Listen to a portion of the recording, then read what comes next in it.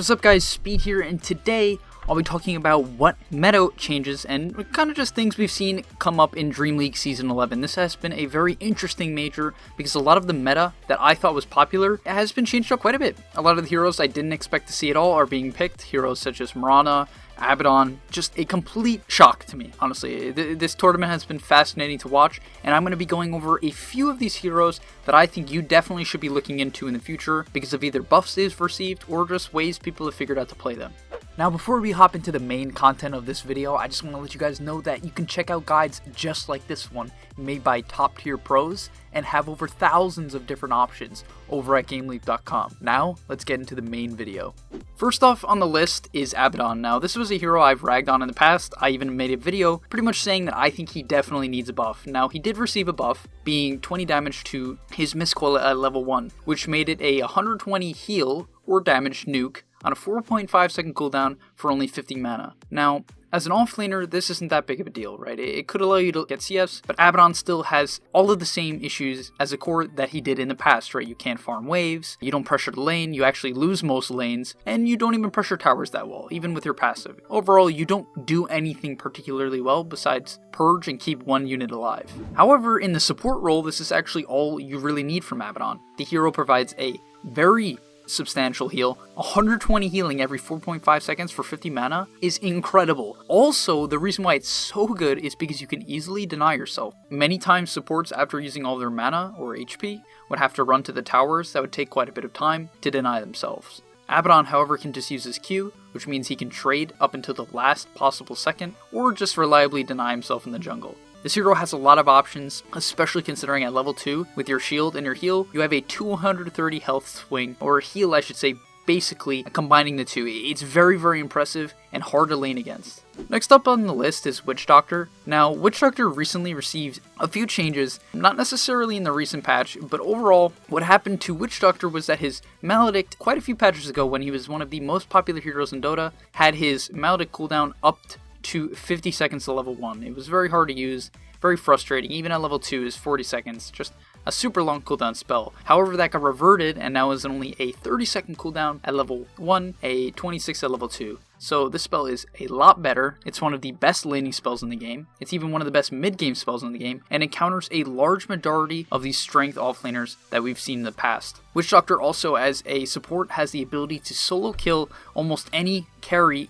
and core throughout a large majority of the game with enough luck, or just good positioning, depending on when you get your death ward timing. So as a solo queue support, I really recommend trying out this hero. It has so much potential to carry the game, simply because its impact, I should say potential impact, is so high.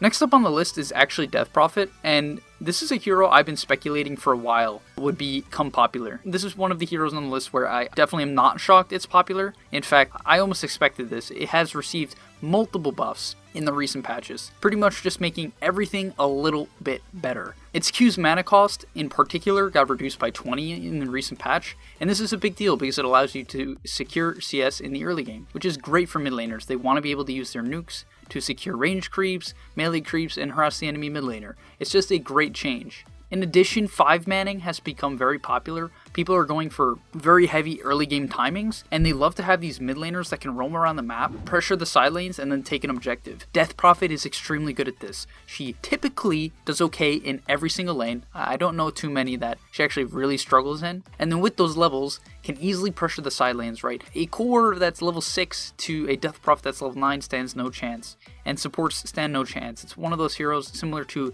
a Pangolier or an Ember Spirit where when they show up into your side lane as the mid laner, there's almost nothing you can do besides dodge them. So I think people are really realizing the potential and the sheer amount of damage that this hero is doing. As I talked about in other videos, when people don't pick a specific hero for a while, the community forgets how much damage they do, and Death Prophet, in my opinion, is a great example of that. Next up on the list, we have Shadow Shaman. Now, Shaman actually has been quite popular for a while, but it's just a hero I wanted to point out. It's beginning picked as a position 4 specifically in a large majority of the games. I believe Fnatic, if I'm not mistaken, has picked it multiple times, almost every single time they can, basically, simply because this hero's options are so incredible. You have the ability to dominate lanes, high base damage, one of the best level 1 nukes in the game with Ether Shock, and a tower pushing support. Not a lot of supports have this utility, but Shaman is one of them. In addition, I'd like to point out that Shaman is best as a position 4. I think a lot of people have this idea that supports, specifically position 5s,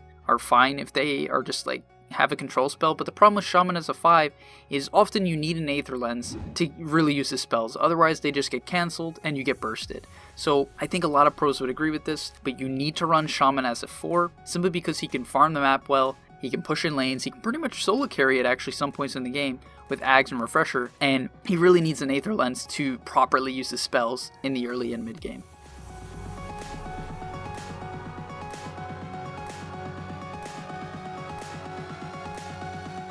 Next up on the list is a hero that I'm excited to see back. I'm a huge fan of Dark Willow. I think this hero has so much potential. It's a ton of fun to watch. Honestly, like watching Grit play Dark Willow was a ton of fun. He solo killed cores in like the late game.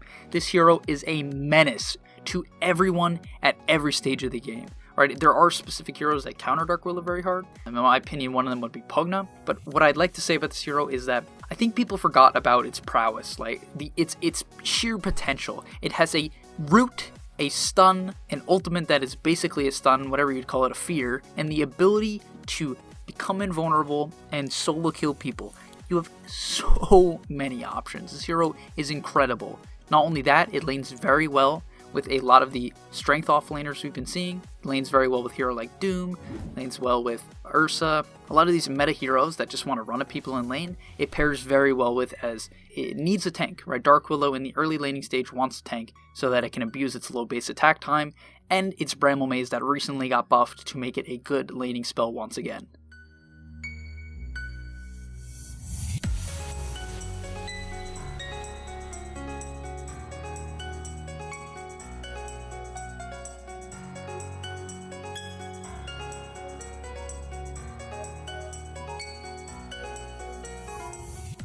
And finally on the list is a hero I ragged on my tier list. I put it at the way bottom, and apparently I was wrong, right? Apparently the pros think that Mirana is a viable mid. Now, the players that I've seen play this are Yawar and Sumail. Now, I might be missing someone else, but these two players are very notable when it comes to Mirana, so it might just be an exception, like the team kind of figured out a way to play around it, because these players are so good at Mirana. Yawar and Sumail is what I mean. And I'm still not sold on this hero, right? I'm not telling you right here to actually go ahead and just start picking this in your solo queues. I would actually recommend waiting and kind of seeing a little bit if this hero becomes more popular and there's a really good reason. Because in my personal opinion, the reason why teams such as EG are playing around it is because they know what to do, right? They pick Fly Oracle, and then they have a very nice route to set up for the Rana arrow, right? They can run the Oracle mid and set up a gank that way, or they can set up a route when Sumail is running to a side lane for a gank.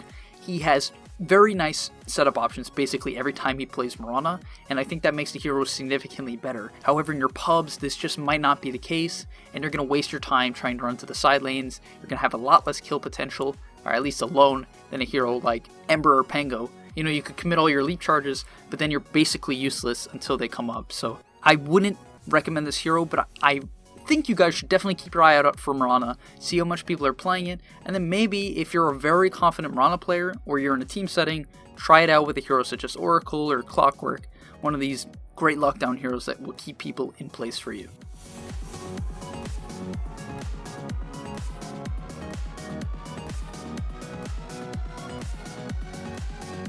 Alright, thank you guys for watching this episode of Tournament Meta. Now, I just want to try this out and kind of talk about what's going on in the meta. I really think you guys like these topics, specifically something very trendy like the tournament. DreamLeague has been a fascinating tournament to watch with the amount of upsets, so definitely let me know what you guys think about the tournament down below.